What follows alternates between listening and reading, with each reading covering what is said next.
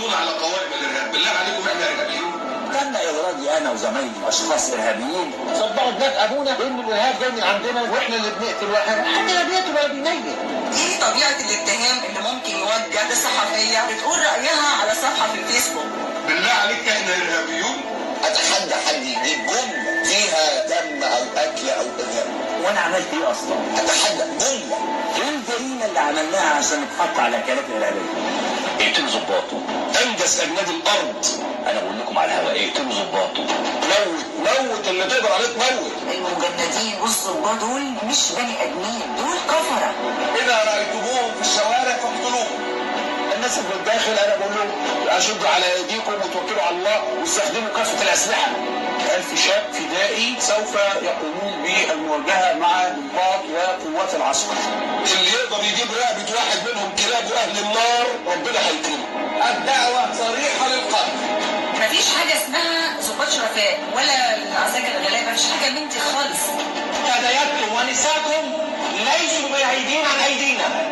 الضباط وأسرهم وزوجاتهم وأولادهم وقرايبهم نسب الثوار إلى بيوت هؤلاء. كل أسرة ضابط معاهم يلا كل العيلة وعجبهم من على السراير وهيتم سحلهم في شوارع المحروسة. أيوة يا حاج ظابط أنا مش أنت عندك ده، ما أنت عندك بيت. استهداف بناتكم ونسائكم قولا واحدا. أيوة يا حضرة القاضي قالوا مش أنت عندك ما أنت عندك بيت، هي هتبقى كده. واستخدموا كافة الأسلحة بما فيها يعني اللي هو المدمرات كمان يعني مفتوحة. لو شفت زي ما تقتلوا يخلص. هيتقتل وهيتضرب وهيتسحل. إخواننا المجاهدين في سيناء نشجعهم ونساعدهم أي إمداد لوجستي ليهم نعمله. بالله عليك احنا إرهابيون؟ ايه الجريمة اللي عملناها عشان نتحط على كلام الإرهاب؟ السلام عليكم ورحمة الله. حضراتكم شفتوا الفيديو؟ شفتوا مين اللي بيحرض على القتل؟ شفتوا مين اللي بيحرض على قتل الضباط والمجندين؟ شفتوا الأشكال القذرة وفي الآخر بيقول لك إحنا إرهابيون؟ لا، أنتوا مش إرهابيون. أنتوا الشيطان يتعلم منكم إزاي يكون إرهابي. إحنا بقينا كل يوم بنفقد ضابط أو مجندين شهداء. كل يوم بنفقد في سينا على الحدود شهداء سواء ضباط أو مجندين. وفي الآخر لو بصيت حضرتك على قنواتهم هتلاقي حاجة بسيطة جدا. هتلاقي مجرد شريط مكتوب عليه عاجل مقتل مجندين أو ضابط أو بس. لا بتلاقيهم بيسبوا في الإرهاب ولا بتلاقيهم يقولوا لا العمل ده عمل إجرامي ولا يشتموا في الإرهابيين. ليه؟ لأن مش معقول هيشتموا في نفسهم، لأن هم نفسهم اللي داعمين للإرهاب، هم نفسهم اللي بيشجعوا الإرهاب. يبقى إزاي هيشتموا نفسهم؟ طبعا هم داعمين للإرهاب. لما هم يكونوا بيكرهوا الناس في الجيش وفي الشرطة بأي شكل من الأشكال يبقى هم أكيد بيدعموا الإرهاب.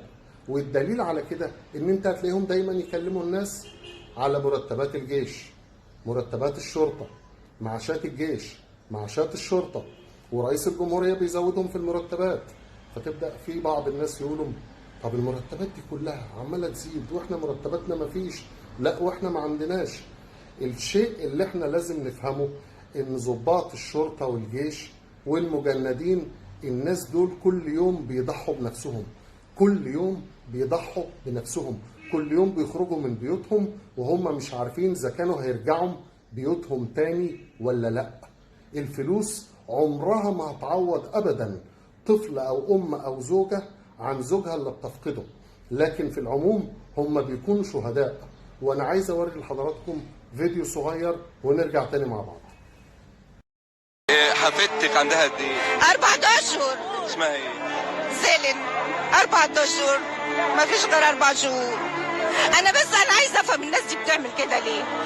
هم يعرفوني؟ بس دي حي يرزق. هم يعرفوني؟ لا. طب هو اهو ابني ابنه بصوا جميل ازاي؟ هو اللي موت ابني انت تعرفه؟ انت تعرفني؟ انت حرقت قلبي انا بس برضه قلبي مش هيتحرق. لو كان معايا 10 كده مصر مش بالكلام، ومصر هتفضل قويه. واضربوا في ولادها وانت مسلم. اذا كنت مسلم ده انت مش مسلم ولا امك ربتك. اذا كانت امك ربتك قلبها ما بيتحرقش على ابني. انت يا ست يا اللي ابنك حط قنبله، يا ولاد يا اللي بتحطوا قنابل. قلبكم ما بيتحرقش على الظباط اللي بيموتوا، بلاش ظباط، الناس العاديين. انتوا مسلمين، انهي اسلام؟ ابني مش شاهد، قبل ما يخش على القنبله الشاهد، وقرا الفاتحه ولبس البدله ومشى اللي حواليه ودخل هو لوحده. وانا حاسه وقلت له يا حبيبي اقعد معايا شويه، خلاص قضاء الله وقدره، ما حدش اترمل غير بنته، عندها 4 اشهر من هيربيها ومراته اتجننت، وانا وحيده. انتوا بتصطادوا الوحيد، انا مربيه بدموع عينيا وبالحلال، ما اكلتهمش حرام، وما بيسيبش فرد، ولا ابوه بيسيب فرد ولا امه بتسيب فرد. بعيط لما بشوف بابا. لما بشوف بابا. لما بتشوف صورة بابا في التلفزيون؟ ايوه. طب ليه؟ يعني؟ بتحس بإيه يعني؟ نعم؟ بتحس إن هو وحشك عايز تشوفه؟ السلام عليكم ورحمة الله. يا ترى حضراتكم حسيتم قد ايه الام دي قلبها محروق على ابنها؟ حسيتوا قد ايه الام دي كأنها بتموت كل لحظة بسبب فقدانها لابنها؟ ابنها ده اللي كان بيدافع عن وطننا علشان مفيش ابرياء تانيين يحصل لهم اي شيء يأذيهم. حسيتوا بده؟ طب حسيتوا بدموع الطفل الصغير اللي كان بيتحرق من جواه علشان فقد والده؟ مين؟ حضرتك هتقول لي ما في اطفال ناس معتقله كمان، الاطفال دول ما بيصعبوش عليك؟ لا، برضه بيصعبوا عليا. حتى اطفال المعتقلين برضه بيصعبوا عليا، لانهم اطفال ما لهمش ذنب في عمايل اهاليهم، لكن مع الفرق الكبير ان ده ابوه بطل وده ابوه ارهابي، ان الضابط ده ابوه مات علشان كان بيدافع عن الوطن وعن استقرار الوطن وامنه وحمايه الشعب، وده ابوه معتقل علشان عايز يزعزع امن واستقرار الوطن ويعمل فتن في المجتمع. لكن في تلك الحالتين انا الاطفال طبعا يصعبوا عليا، سواء ابن معتقل او ابن ضابط. ابن المعتقل ده طفل ملوش اي ذنب في جرائم والده، لكن ابن الشهيد البطل الضابط اللي توفى ده علشان خاطر ابوه كان بيدافع عن وطننا، بيدافع عن نفسنا. واحب اقول حاجه بسيطه قوي لكل انسان باصص لفلوس مرتبات او معاشات الجيش او الشرطه. ايه رايك؟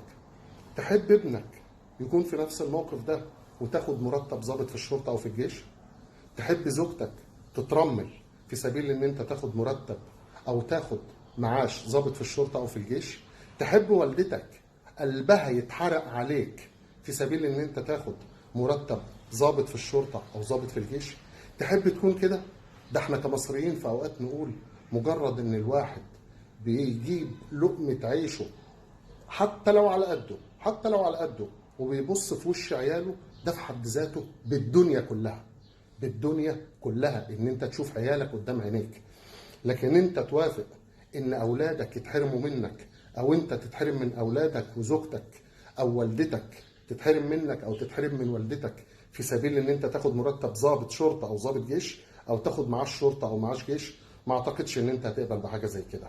يبقى مفيش داعي ان القنوات القذره تسخنا على ضباط او تسخنا على جيش او تسخنا على مجندين في سبيل امور ماديه، لان الناس دول معرضين للقتل من ارهابيين واعداء للوطن في كل لحظه. انا حبيت بس اعرفكم حاجه بسيطه، ان احيانا المال ما يسواش حاجه جنب دموع طفل صغير او دموع ام او دموع زوجه. ما نبصش لنقطه المال، وما نخليش القنوات دي تضحك على عقولنا، ما نخليهاش تضحك على عقولنا، لان لولا ضباط الجيش والشرطه ما كانش لا انت ولا انا الوقتي نبقى امنين في بيوتنا على نفسنا ومالنا وعيالنا. ده اللي انا كنت حابب اتكلم فيه، وهسيبكم مع فيديو صغير واشوفكم ان شاء الله في موضوع تاني. السلام عليكم.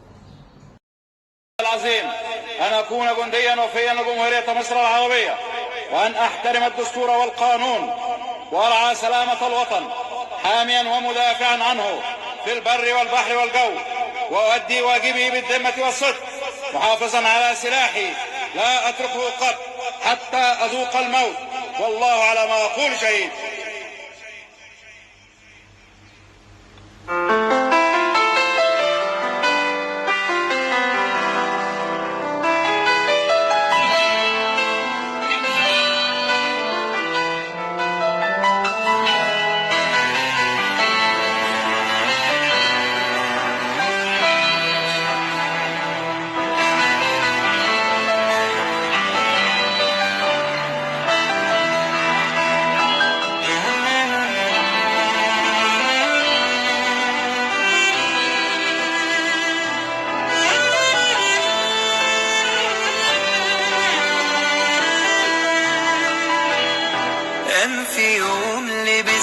زيادة، خد سلاحه نوى الشهادة، قال يا ربي املأ قلبي بالعزيمة وبالإيمان.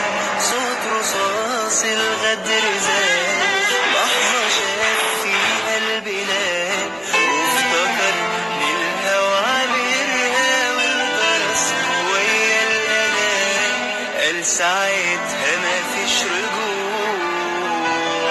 كان نفسي ابني اشوفه يكبر قدامي واخده في حضني، او حتى يوصل له سلامي، وامسح دموع امي بايدي واوطي على ايدها وابوسها، واقول لابويا ابنك راجل ومات وهو بيحرسها. الحمد لله كنت عايزاه هو اللي يشيلني. كنت دايما اقول له يا احمد يا احمد انا هموت ما حدش هيحس بيا، يقول لي يا ماما ما يمكن انا اموت قبلك. الحمد لله.